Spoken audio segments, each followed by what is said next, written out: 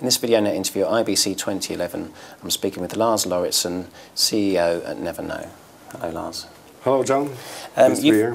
Thank you. You've just announced what is considered to be the world's first synchronized second screen app for iOS and Android, and that was done with TV2 for their Tour de France coverage. I mean, can you tell us what the key benefits were for the broadcaster? The broadcaster could give their audience a much more engaging experience. It's occurred over the last couple of years that people love fiddling around with their iPads or their smartphones while watching TV, and there's a lot of interesting content, related to TV coming up through social medias. And TV2 has taken advantage of that trend and been able to offer their customers a really, really engaging experience. Just give me a couple of examples of what they did and how that helped increase the enjoyment of the cycling. Well, it's the synchronization is 360 degrees. It goes both ways. There's always relevant content to whatever is happening in the live coverage on the iPad, and the audience is able to interact directly with the broadcast through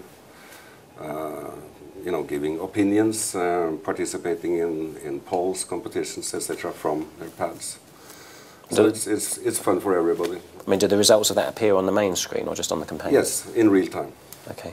And I mean, how important is it, do you think, for synchronization to be real time as opposed to just, we know that you could sync companions in broad terms around a program that's on at this particular slot. I mean, do you think it needs to be real time to really maximize the benefits? I think so. It's pretty easy to synchronize the content on the iPad relative to what's on TV. The more challenging part is, having whatever is being done on the iPad reflect on real-time TV, and I think that's the future of it.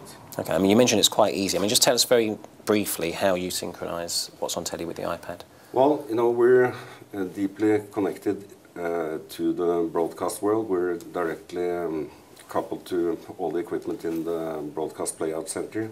So we listen to events in the live broadcast. We listen, and then we fire off triggers to the content delivery networks, which then decides what kind of content, what kind of functionality the second screen is going to have at any time.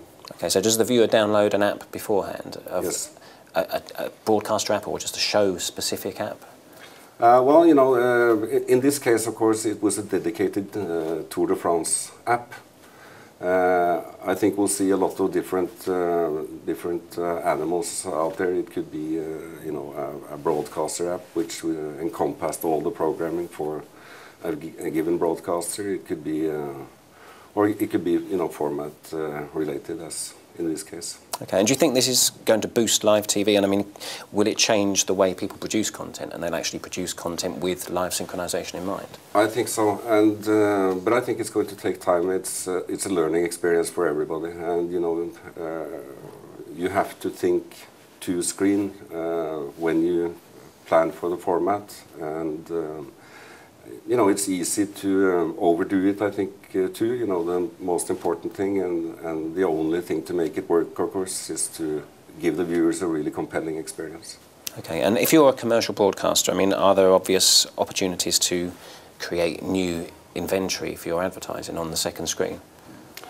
Yeah, that's the really exciting part. I think we're seeing sort of the first wave of interest now, and the interest is triggered by the fact that people love their iPads, they love their gadgets, they love to use them while watching TV.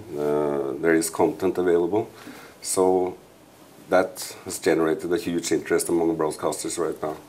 The second wave, I think, which is the big wave, is when they realize how much more money they can make from advertising in this way. Okay.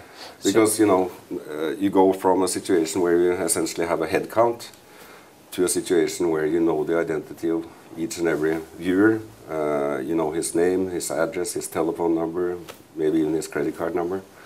You can profile him, you know, to sort of tailor make an environment for him, and that's sort of the big vision for the future, I think.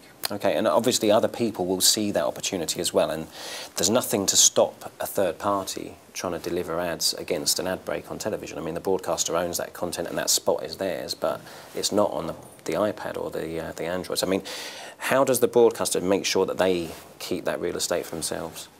They offer the best content. So, you know, the broadcaster obviously owns their own content. They have to make sure they have the best metadata for the content. They have to make sure that they create compelling, interesting things to do on the second screen relative to what's on TV. And they're the only ones who can do that. So ultimately their second screen experience has to be the best one to keep the viewers on their one. Yeah, and you know, they have every opportunity to create the best experience because, particularly for live TV, they're the only ones who can control it. Sure. Okay. All right. Well, that's very interesting, and thanks for coming and telling us about it. Thank you. Thank you.